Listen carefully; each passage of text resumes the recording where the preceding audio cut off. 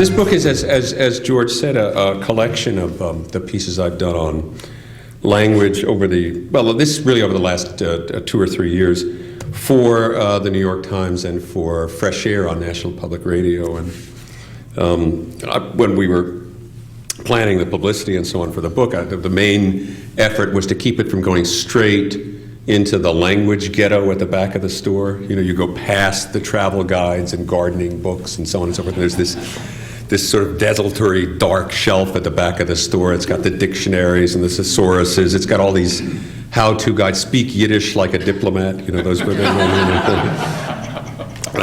the follies and foibles of modern English. All these books that describe themselves as rambling excursions down the highways and byways of our tongue, and so that sort of thing.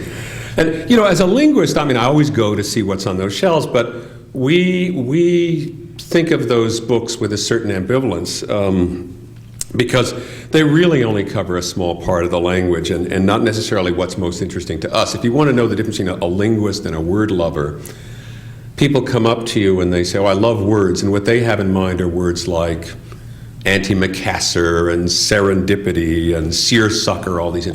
For a linguist, a really interesting word is like the. Now that's an interesting word. We are the only people who didn't find it at all odd that anybody would be concerned as to what the meaning of is. In fact, I have friends who've spent a whole career on that question. So we tend to be a little bit suspicious of those jeremiads about how the English language is going to hell in a handcar. One reason is that this has just been going on for so long. People complain about the language now. Jacques Barzin and Dwight MacDonald were complaining about it 50 years ago, or 30, 40 years ago. Orwell before that. Henry James and Matthew Arnold before that, and so on back to Pope and Jonathan Swift. And if you look at this succession of complaints about the state of English, you think, well, they couldn't all have been right, or we'd be reduced to speaking in grunts by now. But in this sense, the language is very much different from the way we talk about the economy. You know, the economy gets better, the economy gets worse. Sometimes people are bearish, sometimes they're bullish. But when you listen to the critics, the language can only go in one direction.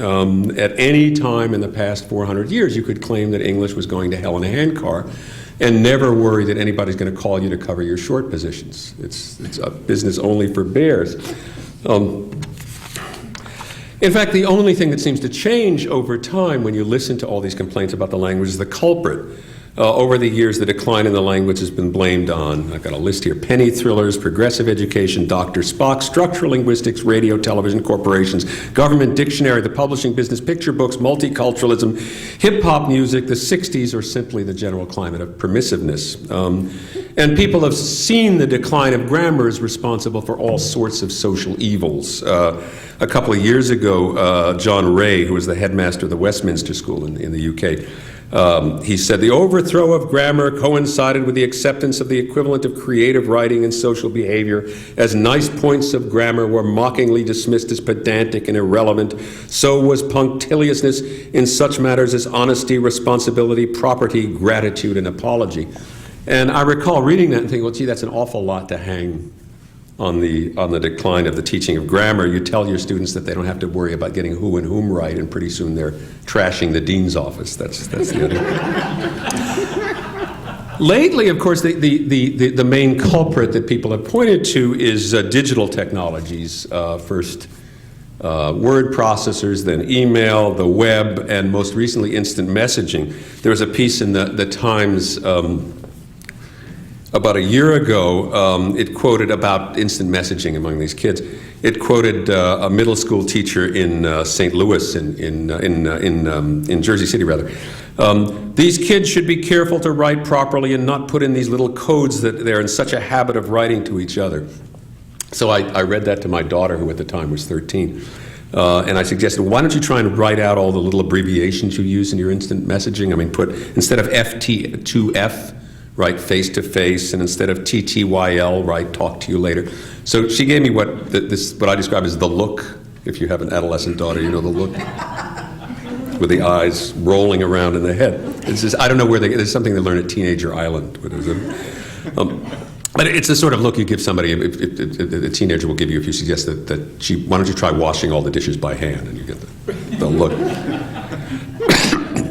Let me say that I do understand why people would have this impression of decay, and I have them too, particularly when I'm surfing the internet or reading a corporate report. But are things really worse than they used to be? Maybe it's just that I'm getting old and cranky. I mean, complaining about English has always been an old man's game. And I say man, you know, curmudgeon's an interesting word. It's not a word we apply to women. Only men can be curmudgeons. And it occurs to me, maybe there was just a lot of this stuff was going on when I was younger, but I was too busy to notice or too too mellow to care. It would be hard to prove it one way or the other. In fact, people complain about the language, but they never really document the claims the way they would if they were economic complaints. I mean, people don't say the pronoun whom was off sharply last quarter as the language was already reeling from a 37% increase in the use of office as a verb. You know, people just assume that everybody knew how to write and spell correctly until things started to fall apart about a generation ago.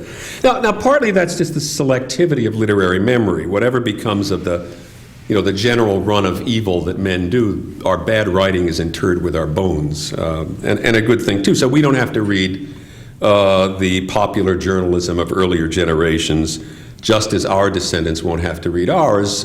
It comes as a shock, in fact, if you ever go to a garage sale, pick up an old copy of Collier's magazine and look at it, and then look at People magazine today. People's a much better written magazine than Collier's was. But of course, we don't read the old copies of Collier's, and they won't read our, 25 years from now, nobody will read current editions of People magazine.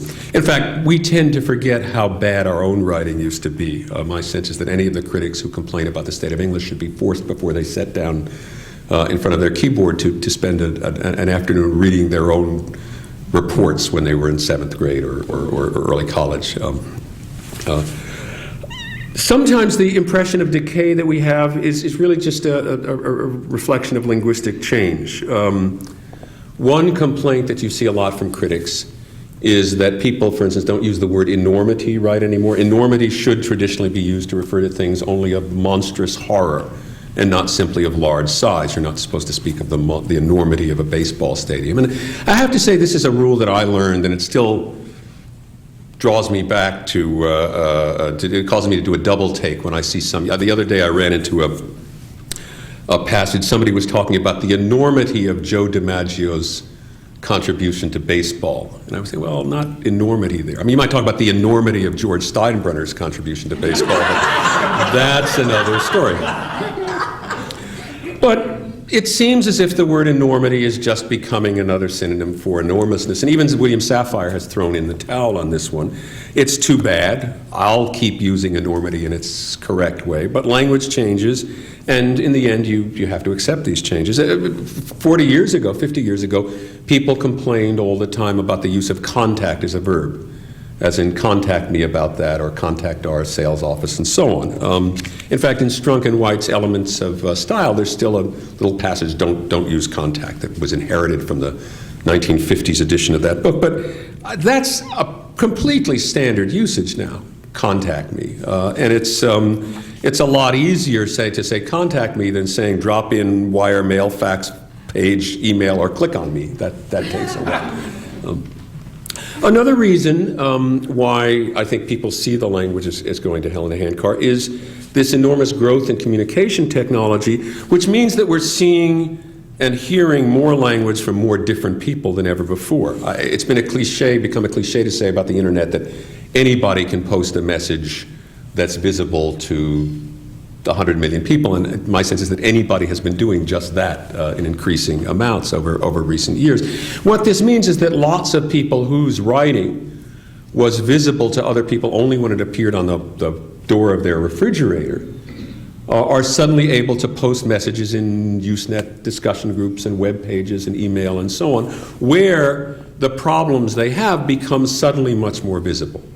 If you look in the press at the word millennium, hard word to spell, two L's, two N's, it's misspelled around 6% of the time.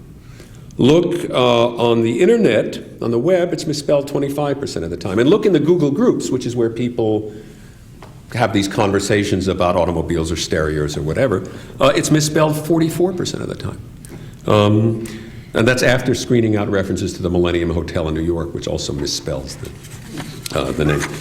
But my guess is that 44% has probably always been right for the general mass of people who have to write without benefit of copy editor. I get it right about Millennium, I'd say about 80% of the time.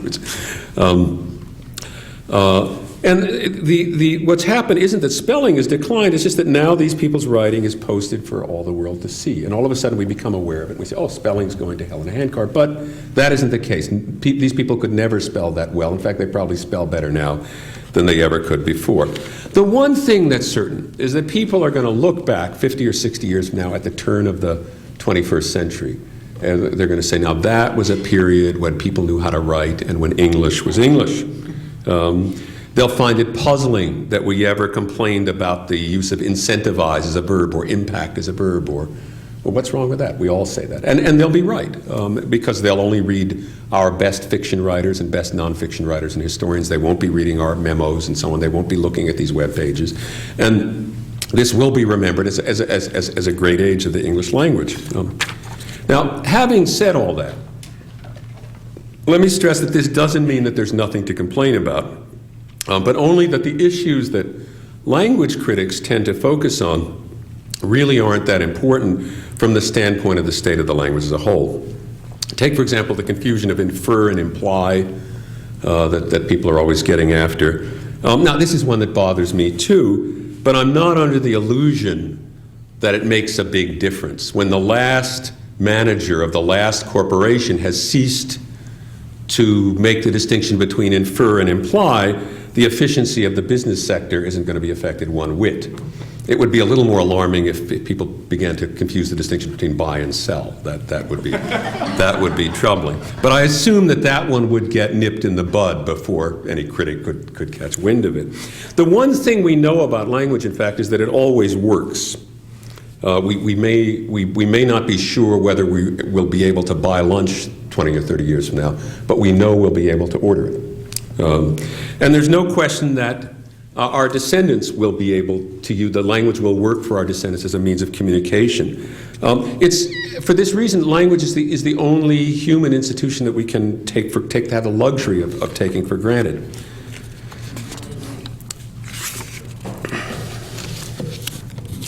Now, let me say that I'm not one of those Panglossian linguists, though, who thinks that everything that happens is for the good. And I think, in fact, there has been, in certain domains, particularly of public life, or public in a generous sense, a coarsening of language. Not because the language itself is degenerating or being abused, but rather because language is often a kind of totem, a symptom of other social changes that are going on. And sometimes by looking at language, you can have a sense of what's going on in social life that would be very hard to achieve by other means of inquiry. I could talk, for example, about, and there are a number of essays in this book, that talk about the polarization of political life and the way in which language has been used to create that polarization that everybody's concerned about, but nobody seems able to do much about. In fact, a lot of what's going on is that these terms like left and right and liberal and conservative have been turned into something less like political labels and more like brand names or tribal names. And a lot of that work has been done linguistically, and there is, as I said, there are a number of essays in the book that deal with that. What I thought I'd talk about here, just because it's the City Club, instead of the language of politics, that was the language of business. In particular, the language of the modern corporation. One of the things that's really striking, and there are some pieces in the book on this, one of the things that's really striking is that if you look at discussions of the language over the last 20 or 30 years, business, or the corporation, have really replaced the bureaucracy and the state, the government, in the public mind as the chief perpetrator of doublespeak and gobbledygook and so forth. And if you look on the web, references to corporate and business jargon outnumber references to government or bureaucratic jargon by about 3 to 1. And that's that's a remarkable shift in attitudes, particularly because it isn't as if government has been sleeping on the job in the jargon department. What's behind this? Is it just part of a growing anti-business attitude? Well, some of it might be that. But you have to have the feeling that, as I put it in an essay in the book, where there's smoke, there's downsizing. There is something going on in the language of business that reflects changes that are worth thinking about. Now, talking about the language of the corporation, of course, sort of like talking about the language of Africa. Right? What we're really looking at is a collection of languages and patois, different from one sector to the other, different from one department of a corporation to the other. You've got the human resources departments. That's a phrase that H.L. Mencken, I'm sure, would have loved. They've appropriated all this language from the human potential movement and est to smooth the edges of hierarchy and conflict. So you start getting these sentences like, let's revisit that issue to align our end state visions.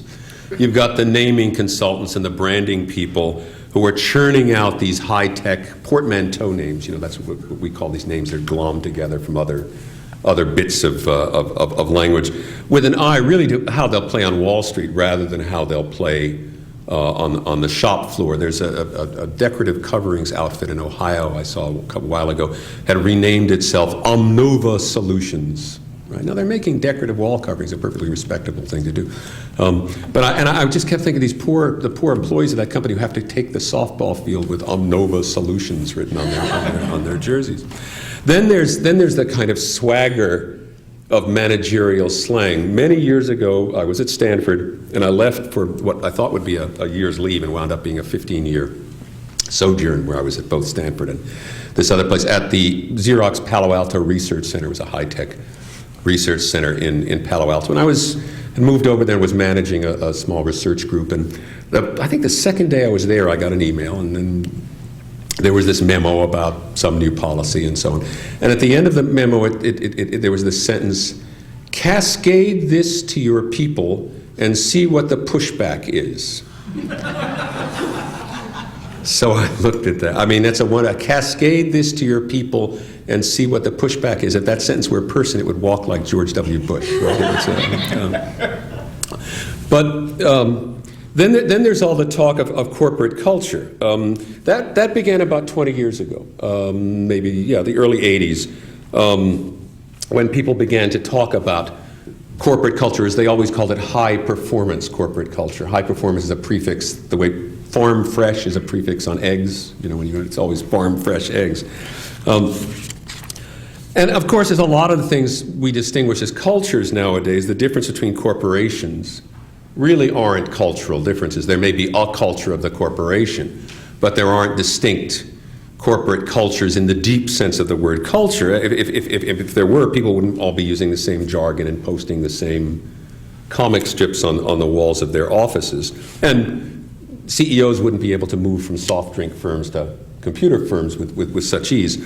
What this talk of corporate culture really was is a sign of a new experiment in linguistic engineering. In its way, as sweeping and as far more subtle than the program of linguistic engineering that Orwell described in 1984, where there's an attempt to create a kind of language that will do all of the work of motivating employees all by itself without having to resort to crass material rewards. And it's significant that this talk of corporate culture and the like entered the language around the same time that corporations were bailing out on the traditional implicit contract of works of job security, and that the discrepancy between CEO compensation and average line worker compensation began this dramatic climb to the point where it's I don't know, it's several hundred now. It was about 40 then.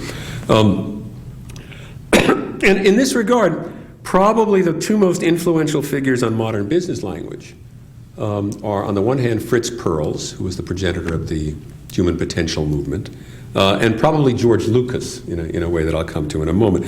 It was Perls who gave us all those new age expressions that worked their way into the corporate vocabulary through the human resources departments. I was watching a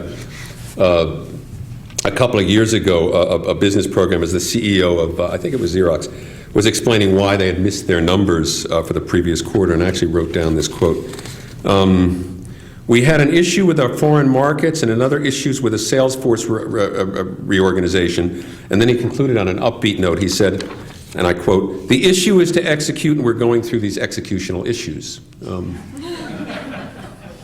fact, if you look on the website of a company like Hewlett Packard or Compaq, you'll find that issues outnumbers problems by about 2 to 1.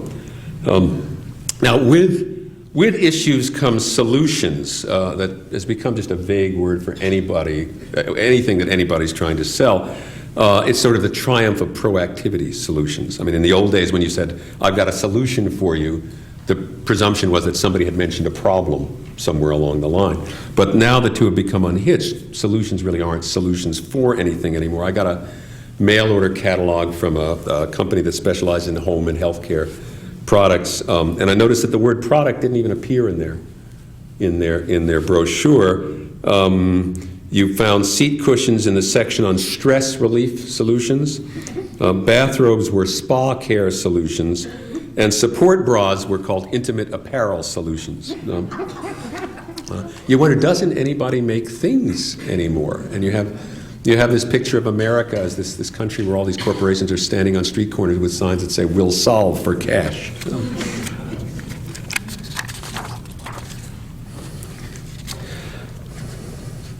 There's another line, that's the Fritz Perls influence. There's another line that I describe as the George Lucas influence that also is at the heart of this idea of corporate culture. And you can hear that in the way corporations were appropriating language from movies like Star Wars and the Road Warrior, this kind of neo-medieval pastiche romances. A big part of the corporate culture movement was that corporations wanted to feel their employees to feel as if they were setting out on quests in the face of implacable, inhuman enemies and driven by a spiritual sense of mission. And mission, of course, is one of the words that began to appear in corporate discourse around that period. Salespeople were called road warriors. People who shepherded new initiatives or products through development were called champions. And above all, that was the point at which corporations began to come up with vision statements and mission statements that employees were forced to fill out. So, in private life, you're allowed to have goals and hopes, but now when you arrive at the workplace, your eyes are expected to be gleaming with some higher sense of purpose. I remember a friend of mine who works at Hewlett Packard was telling me, I just had to fill out a vision statement. He said, for my job. He said, "It isn't enough that I give them my body, now they want me to kiss them on the mouth." He said. Now, most people are aware of how pretentious and empty, in a sense, this language is, and they regard it with a certain cynical detachment. If you talk to employees about having the words, phrases like vision statement and the like, you get what is sort of the grown-up version of the look, right? It's this exactly the way my daughter looks at me. But at the same time, it's important to realize that this language is doing a certain kind of social work, and that if you can't come to grips with it, you're going to be its creature rather than its master. In fact, one of the things that's most interesting about this language is the way it thrives in the face of all the cynicism that everybody has about it. Employees, managers, CEOs, everybody gives you the look when you talk about a phrase like vision statement.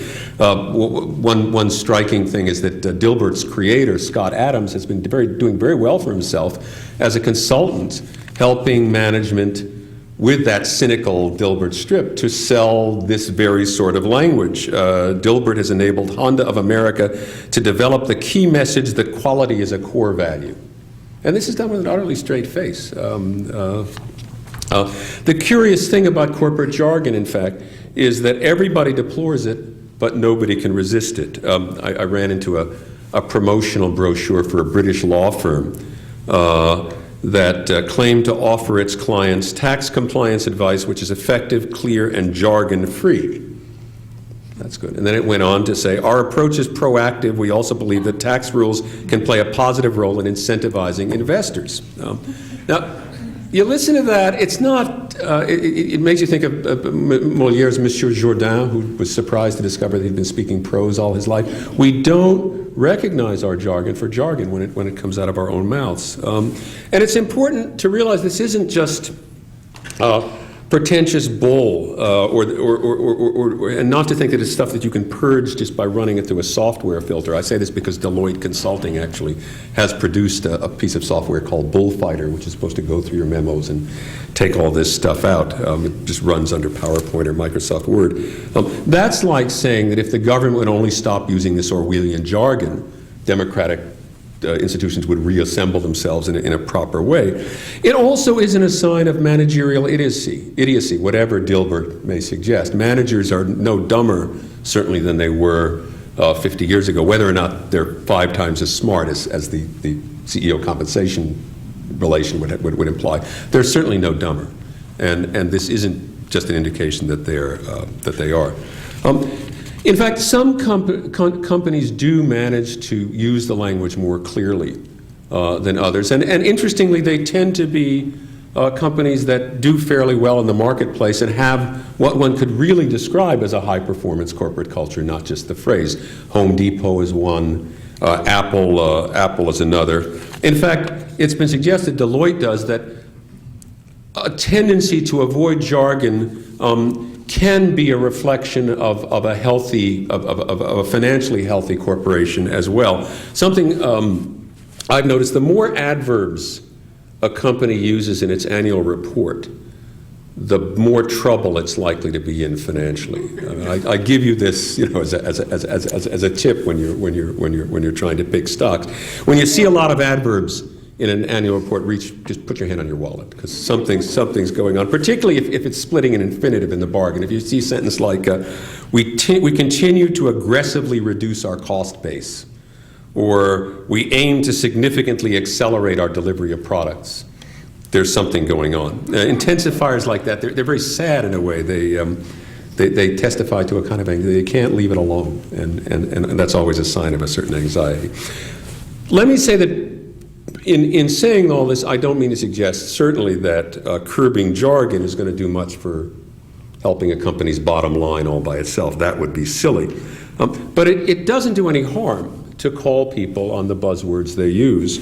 It's like, the comparison that comes to mind, it's like requiring gang members to wear blazers and ties to school. I mean, it doesn't really do anything to curb their obstreperous natures, but it makes those poses a little harder to strike. And I think that's the general story with language that we want to think about. Watching your language isn't going to make you smarter, but it may on occasion help you from being more stupid, keep you from being more stupid.